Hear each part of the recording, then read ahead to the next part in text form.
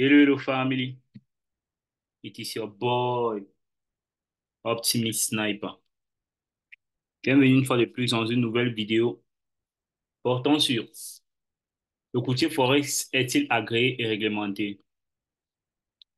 Dans la leçon précédente, nous avons toujours parlé des courtiers Forex si c'est une entreprise légitime dans l'industrie. D'accord? Dans cette leçon, on va essayer de voir comment le Forex est-il agréé et réglementé. L'entreprise est-elle agréée, réglementée et autorisée à opérer en tant que courtier là où vous vivez? Ceci, c'est la première des choses que vous devez faire lorsque vous allez vers un courtier, d'accord? Vous devez regarder si l'entreprise est agréée, si elle est réglementée ou autorisée à opérer en tant que courtier dans votre pays proprement dit, d'accord? Remarquez, j'ai bien précisé où vous vivez, d'accord? Dans votre pays où vous vivez. Il ne suffit pas de vérifier le statut réglementaire d'un courtier. Vous devez toujours savoir auprès de quelle agence de régulation il est enregistré. Et si la juridiction supervisée par l'agence de régulation couvre votre pays, d'accord, le pays dans lequel vous vivez. Parce que la réglementation du marché d'échange fait référence aux règles et aux lois que les entreprises opérant dans le secteur d'échange doivent suivre automatiquement, d'accord. L'objectif de la réglementation, c'est quoi? C'est de vous protéger contre les risques financiers non divulgués, d'accord? Les pratiques abusives telles que la manipulation des prix et les ordres et les fraudes dans le marché. C'est ça que la réglementation, ça que la réglementation vous sauve, d'accord? Donc, lorsque les entités qui se chargent de réglementer veulent réglementer un marché, vous devez être d'accord avec eux parce que la réglementation est là pour vous sauver, c'est là pour protéger le trader. En d'autres termes, la réglementation tente de vous protéger contre les courtiers louches qui font des choses pas très commodes, en fait, d'accord? Il n'existe pas d'organisme mondial unique régissant le marché d'échange pour contrôler l'immense marché ouvert 24 heures sur 24, 5 jours sur 7. Il n'y a pas encore d'entité qui se charge spécialement de ça, d'accord, de la régulation. Au lieu de cela, il a la possibilité, au lieu de ça, la responsabilité incombe principalement chaque pays. Donc, la plupart des pays disposent d'une autorité de régulation qui établit un cadre de règles et de normes qui doivent être suivies par les courtiers d'échange de détails. J'espère que c'est compréhensible. Ces règles incluent régulièrement l'enregistrement et l'autorisation auprès de l'organisme de réglementation, hmm, ainsi que la soumission à des audits et des examens réguliers. Ceci pour garantir que les entreprises se conforment aux exigences réglementaires. C'est compréhensible, non? Tout ça est compréhensible, ce que je suis en train de vous dire. Chaque organisme de réglementation du Forex opère au sein de sa propre juridiction. Vous voyez que là, on va régulièrement toujours dans votre propre pays parce qu'un broker exerce en fonction de sa propre juridiction, d'accord? Et la réglementation, l'application varie considérablement d'un pays à un autre. En bref, les exigences réglementaires sont établies auxquelles tous les courtiers Forex sous leur juridiction doivent se conformer, d'accord? Si un courtier Forex ne se conforme pas à l'organisme de réglementation en question a le pouvoir d'imposer les amendes et les mesures disciplinaires à ce broker-là. Ces amendes peuvent être substantielles, par exemple, ou elles peuvent être elles peuvent être fortement agir sur le respect de la loi, d'accord? Elles doivent automatiquement fortement agir sur le respect de la loi, d'accord? OK. Si les amendes ne fonctionnent pas, qu'est-ce que l'organisme va faire? L'organisme de réglementation peut finalement révoquer la licence d'exploitation de cette entreprise, si les violations réglementaires sont particulièrement graves ou si l'entreprise ne met pas en œuvre de manière satisfaisante les changements nécessaires pour prévenir de futures violations, d'accord? Elles doivent toujours mettre tout en place pour éviter ça. Si cela se produit sur le courtier, si cela se produit en fait, le courtier ne peut plus faire des affaires dans la juridiction car il opérait illégalement et sans licence. D'accord? La réglementation du Forex d'un pays à l'autre signifie que toutes les agences de régulation ne suivent pas la même type de réglementation. Donc, par conséquent, ils n'offrent pas le même type de protection financière. C'est pourquoi on vous dit de vous rapprocher des brokers qui utilisent la réglementation de votre pays. D'accord? Vous vérifiez ça. Chaque agence de réglementation a ses propres exigences et réglementaires et son propre domaine de compétences. Parce que non seulement les exigences réglementaires diffèrent, mais l'application de ces exigences diffère également d'un pays à un autre. Hmm. Vous pouvez créer toutes les règles que vous souhaitez, mais si vous ne les appliquez pas, l'agence de régulation sera derrière vous, en fait, d'accord? Vous allez comprendre que l'agence de régulation ne veut pas vous laisser exercer normalement. Hmm. Hormis de ces agences de régulation, toutes les agences ne sont pas crédibles. D'accord? Certaines de ces agences de régulation dans les juridictions dites offshore ne sont pas des bureaux d'approbation automatique. D'accord? Ce ne sont que des bureaux d'approbation automatique. Donc, ils ne vont pas exercer avec trop de traçabilité comme d'autres agences. Hmm. Par exemple, les agences qui sont très cohérents, qui sont transables, qui sont transparents dans leur exécution. Il y a les États-Unis, par exemple, le Japon. Ils sont considérés comme dotés des agents de réglementation les plus stricts, d'accord, très stricts. Quand on parle c'est pour ça que dernièrement, les agents de réglementation aux États-Unis ont touché le secteur des pro-femmes. Et actuellement, c'est très protégé aux États-Unis. Même si vous tradez les pro-femmes, vous avez la réglementation derrière vous qui vous protège. Et c'est très bien pour vous. Essentiellement, plus la juridiction est stricte, plus les traders individuels bénéficient de la protection, d'accord? Mais plus il est coûteux pour le courtier d'opérer sur ces juridictions. Vous voyez pourquoi certains courtiers fuient la juridiction, fuient la réglementation parce qu'ils ont peur de dépenser, d'accord? C'est ça en fait. Cela est dû aux exigences les plus strictes telles que avoir un bureau physique du personnel local. Ça, c'est ce que la réglementation va exiger au broker. Qu'ils aient un bureau physique et un personnel local. Ils doivent nécessiter d'une grosse somme d'argent. C'est pourquoi, pour couvrir, il arrive que l'entreprise fait faillite, ils peuvent payer leurs clients. De plus, l'entreprise supplémentaire est mise de côté pour éviter la faillite. L'argent supplémentaire plutôt est mis de côté pour éviter la faillite, pour pouvoir payer leurs clients. C'est ça que je suis en train de vous dire. Soumettre régulièrement des rapports pour vérifier la conformité à toutes les exigences de la licence. On devait toujours faire ça. Les brokers doivent toujours faire ça. Non seulement le coût initial est généralement énorme, mais les coûts des licences doivent également être maintenus chaque année. Ils doivent payer ça chaque année. C'est pourquoi certains brokers fuient ça, d'accord? Même avec tous les coûts de conformité et les maux de tête supplémentaires, les courtiers réputés choisissent toujours de s'inscrire et d'être réglementés, vous voyez, dans les juridictions les plus strictes, car cela améliore leur crédibilité et renforce leur confiance avec leurs clients. Vous voyez que si un courtier est réellement là pour agir dans de bons termes, il va toujours être réglementé parce que ça renforce sa crédibilité. Soyons clairs cependant, un courtier réglementé ne signifie pas automatiquement que vous pouvez lui faire confiance aveuglement. D'accord? Marquez ça en tête. C'est pas juste parce qu'il est réglementé que vous allez faire confiance aveuglement. Il y a encore certains trucs à vérifier. D'accord? OK. Là, je vais vous montrer que certains pays, je vais un peu plager certains pays qui, c'est une carte de juridiction, d'accord, supervisée par les agents de régulation, généralement considérés comme les plus strictes, donc les juridictions les plus strictes.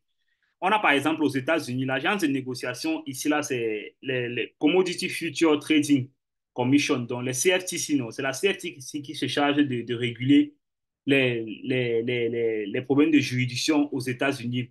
La National Future Association, NFA, en abrégé NFA. Donc, si on peut prendre la CFTC, d'accord, aux États-Unis, également ça. CFTC, vous avez sûrement entendu parler de ça régulièrement avec les profs CFTC, d'accord? Ce sont les agences de régulation. Aux États-Unis, on a la NFA. NFA, on a la NFA. Maintenant, si on va au Japon, on a l'agence des services financiers, d'accord? L'agence des services financiers, FSA, d'accord? Services financiers, agent des services financiers. Si on va au Royaume-Uni, en Angleterre, on a l'autorité de conduite financière, la FCA. Elles sont les agences de régulation. Agences de régulation, d'accord. Si on va par exemple au Canada, on a l'organisme canadien de réglementation du commerce des valeurs mobilières, d'accord. Ça, c'est en abrégé OCRCVW,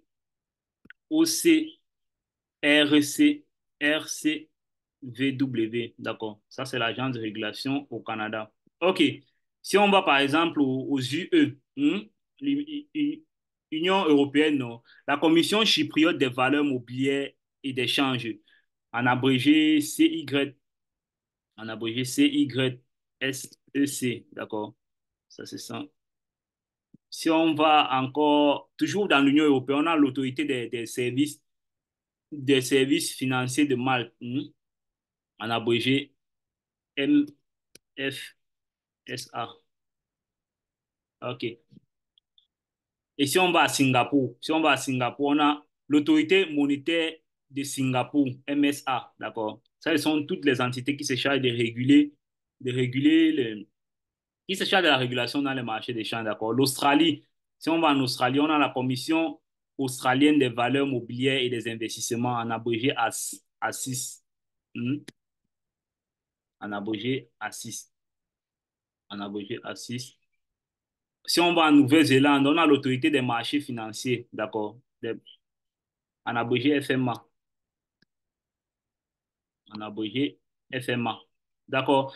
La plupart de ces courtiers forex, des courtiers forex réglementés dans les juridictions strictes sont moins de sujets d'escroquerie, d'accord? Parce que là, ils sont vraiment crédibles, d'accord?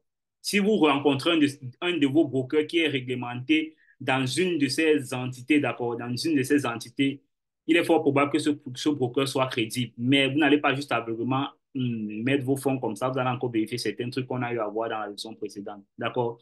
OK. Maintenant, s'il arrive que vous voyez certains des brokers dans ce genre de juridiction que je veux vous citer, d'accord?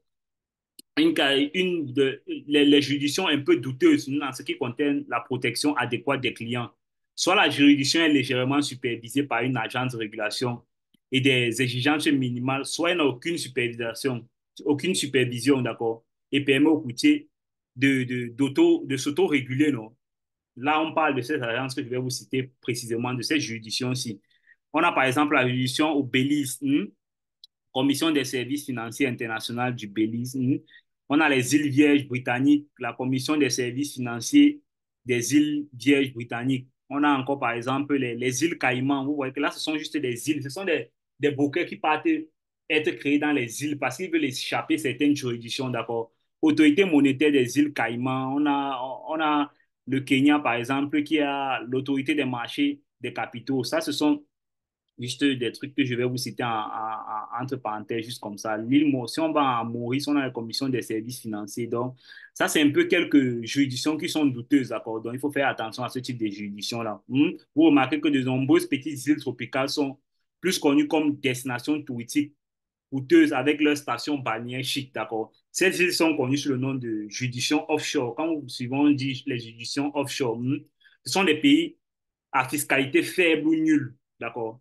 La fiscalité est carrément faible là-bas où c'est pratiquement nul. Donc, les lois sur les sociétés maximisent la confidentialité financière et minimisent l'interférence réglementaire pour les particuliers et les entreprises. Pourquoi les courtiers forex aiment-ils aller à l'étranger? Ça, c'est une question que vous vous posez certainement.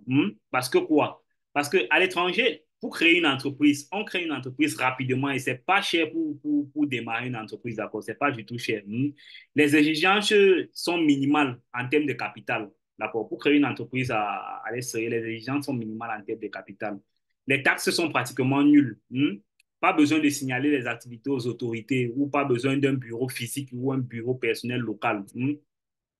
Les courtiers forex aiment s'installer dans les juridictions offshore pour contourner ce qu'ils peuvent considérer comme les réglementations trop strictes ou les coûts de conformité élevés dans leur propre pays. D'accord? C'est pourquoi vous allez aller voir certains brokers ou certains pro firmes aller dans les pays, dans les réglementations offshore, d'accord? Dans les restrictions offshore. OK. Maintenant, vous devez vous méfier des courtiers les courtiers forex sans licence, d'accord? Vous devez vous devez vous méfier. Si vous recherchez un courtier forex sur Google, par exemple, vous en retrouverez probablement de nombreux courtiers qui opèrent en tant que courtier forex, mais régulièrement, beaucoup d'entre eux n'ont pas de licence, d'accord? N'ont pas de licence. Un argument avancé par les courtiers forex sans licence est au lieu de devoir dépenser beaucoup d'argent, d'accord, pour obtenir une licence, ce qu'ils disent régulièrement, au lieu de dépenser beaucoup d'argent pour obtenir une licence ou se conformer à toutes les règles et exigences pour opérer conformément, d'accord. Ce qu'ils font, c'est quoi? Ils réduisent considérablement leurs dépenses d'exploitation et laissent les fonds disponibles pour consacrer à leurs activités réelles, comme le marketing, par exemple, ou la promotion. pour acquérir de nouveaux clients. C'est ce qu'ils donnent régulièrement comme motif. Je ne sais pas pour vous, mais c'est très difficile de faire confiance à un courtier qui a démarré avec un petit capital de 1000 dollars et qui n'a pas de licence. Il n'a pas non plus de bureau physique, il n'a pas de personnel qui exerce strictement ses activités en ligne. Donc, c'est pas fiable. Vous ne voulez pas être face à ce genre d'entreprise-là. Une entreprise sans licence n'est réglementée par aucun organisme de réglementation et c'est dangereux pour vous. Cela signifie qu'il n'est pas tenu de respecter les règles de protection des consommateurs telles que la protection des fonds de ses clients, d'accord. Par exemple, la fourniture d'informations et de divulgations claires sur la manière dont il exécute ses transactions et la résolution des problèmes de ses clients. Vous voyez qu'il n'a de compte à rendre à personne, donc il peut vous faire du n'importe quoi. Donc, il faut éviter ce genre de broker-là. Il peut vous promettre de meilleures conditions de trading, notamment des bonus de dépôt, des spreads, et ainsi de suite, des leviers ridicules, des leviers énormément gros, en fait. C'est ça que je veux dire, des leviers énormément gros. Ils vont vous proposer ça juste pour vous flatter, mais évitez ce genre de courtier forex. Si vous n'êtes pas victime d'un traitement injuste tel que une manipulation, par exemple, de transactions entraînant des pertes impossibles et des pertes très graves ou l'impossibilité de retirer vos fonds, par exemple, vous ne serez protégé par aucune loi de réglementation spécifique. D'accord? Vous serez seul face à votre destin en ce moment-là si vous ne vérifiez pas tout ce que je suis en train de vous dire là. Pourquoi? Parce que l'entreprise n'étant pas réglementée, vous n'aurez pas d'accès aux procédures de plainte ou au système d'indemnisation en cas de problème. S'il arrive un problème, vous n'avez droit à rien, d'accord? Il n'y aura pas d'organisme de régulation vers qui se tourner pour résoudre de différentes manières les problèmes auxquels vous allez faire face, d'accord? OK. Maintenant, pourquoi devez-vous choisir un courtier Forex réglementé? Toujours, on ne va pas manquer de noter ça. Un courtier Forex réglementé signifie qu'il doit se conformer aux normes fixées par l'agence de régulation, ce qui permet de vous garantir la manière dont le courtier Forex mène ses affaires avec une esthétique équitable. Non? Tout le monde sera, personne ne va se plaindre, d'accord? Si quelqu'un se plaint, il y a une entreprise qui est là pour réguler, d'accord, pour mettre l'équilibre dans les choses. Par exemple, aux États-Unis, un courtier légitime doit être enregistré en tant que revendeur de devises au détail, d'accord? Si vous n'êtes pas satisfait au niveau de ces services ou si vous pensez vous faire arnaquer par votre courtier, vous pouvez signaler, vous pouvez signaler un courtier réglementé à son agent de réglementation, par exemple. Vous pouvez signaler si vous êtes aux États-Unis à la CFTC ou à la NFA, d'accord? Bien que l'agent de régulation ne soit généralement pas directement impliqué dans les conflits entre une entreprise et son client, elle enquêtera elle enquêtera, d'accord, sur le cas de la fraude ou de l'abus de consommation, d'accord. S'il est reconnu coupable, l'agence de régulation peut infliger de lourdes amendes, revoquer sa licence, même interdire définitivement au courtier d'opérer dans le pays. D'accord? Donc, un courtier ne peut pas, un courtier qui est vraiment en train de viser les objectifs à long terme ne peut pas risquer ça. Donc, il va pas vous faire du n'importe quoi. En exigeant que les courtiers forest opèrent selon un ensemble de règles définies par les agences de réglementation des champs, les traders particuliers peuvent avoir la certitude que lorsqu'ils négocient avec le courtier Forex, ils sont traités de manière juste, d'accord? Afin de pouvoir trader avec un courtier réglementé, pourquoi choisirez-vous un courtier qui évite délibérément de se soumettre à une agence de réglementation stricte, d'accord? Pourquoi vous allez être même dans ce genre de courtier-là? C'est pas du tout un courtier c'est pas les courtiers que vous devez dealer avec eux, d'accord? Nous ne disons pas que les courtiers ne sont pas réglementés, que les courtiers qui ne sont pas réglementés vont vous escroquer. Mais étant donné que le secteur du forex au détail a une historique de fraude, pourquoi vous allez prendre ce risque, d'accord? Vous ne devez pas prendre ce risque. Maintenant, en dernière position, je vais vous apprendre comment vérifier le statut réglementaire d'un courtier, d'accord? C'est ça qu'on va faire là maintenant. Chaque courtier Forex est agréé et autorisé à opérer par son nom d'agent de réglementation. Et régulièrement, il reçoit un numéro d'identification unique, d'accord? Un numéro d'identification unique. Numéro, numéro d'identification,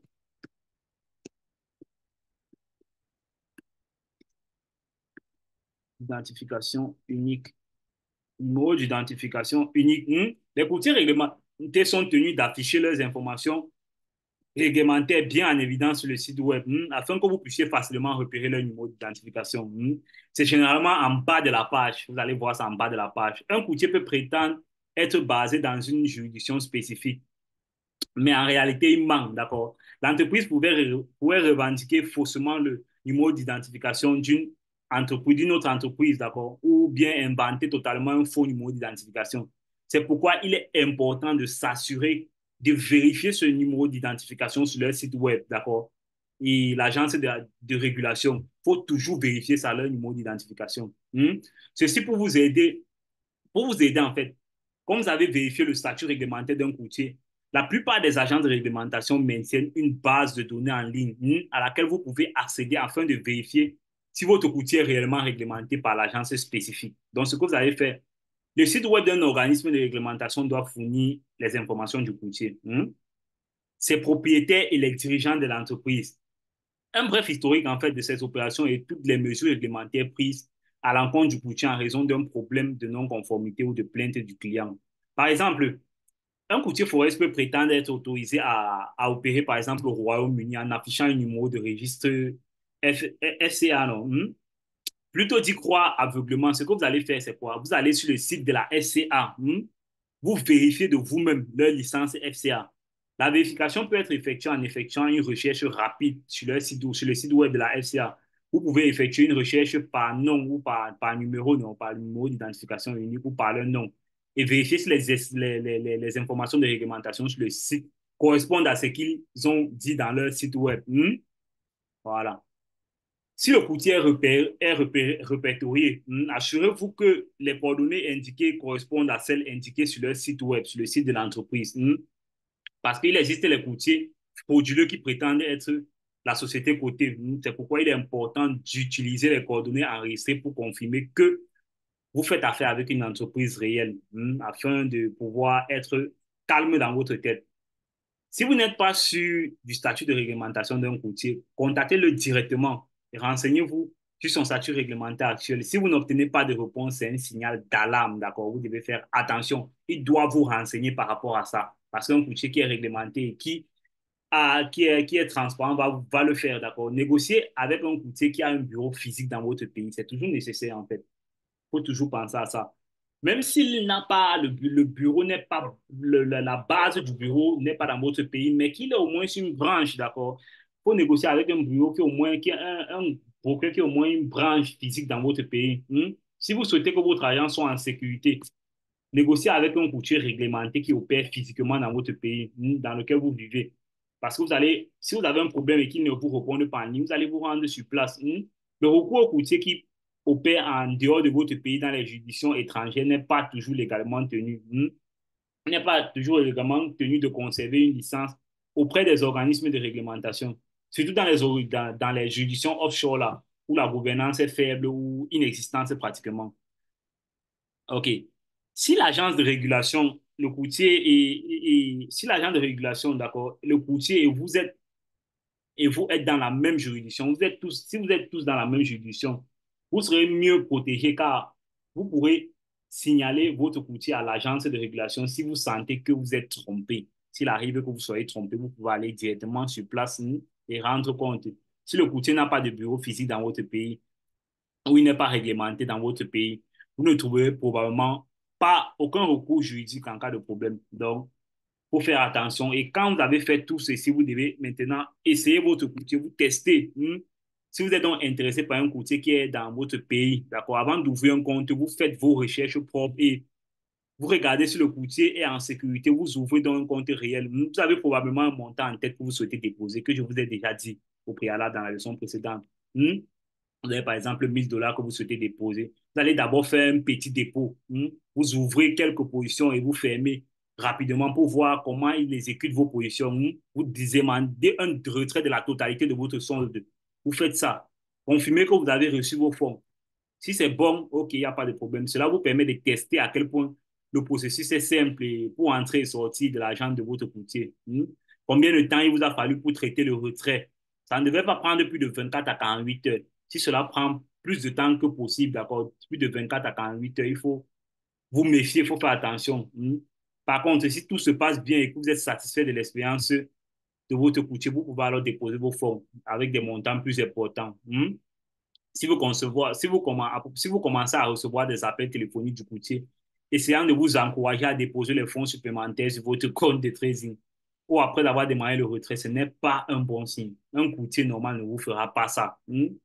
D'accord? C'est pas grave si le courtier vous demande si vous avez besoin d'aide pour utiliser sa plateforme de trading, mais vous devez demander, d'accord? Vous devez demander pourquoi il essaie de vous amener à ajouter plus d'argent avant de négocier davantage. N'écoutez pas juste leur bouche. OK. Je pense que dans ces deux leçons, j'ai essayé d'être bref avec tout ce qui concerne les courtiers, d'accord? Dans la leçon suivante, on va voir que négociez-vous réellement sur le Forex, d'accord? C'est la leçon qu'on va voir pour la fois prochaine. Là, dans cette leçon-ci, j'essaie un peu d'être très rapide, d'accord? Parce que ce sont des leçons qui sont très importantes déjà, mais ce sont des leçons que vous devez écouter et noter, d'accord? Vous notez, vous essayez de faire ce que je vous dis. OK. Pour quelqu'un ayant des soucis dans cette leçon, c'est vrai que je parle un peu rapidement. Vous pouvez laisser un commentaire, je vais vous répondre. Et s'il n'y a pas de questions, il n'y a pas de souci. OK. It was your mentor, Optimist Sniper.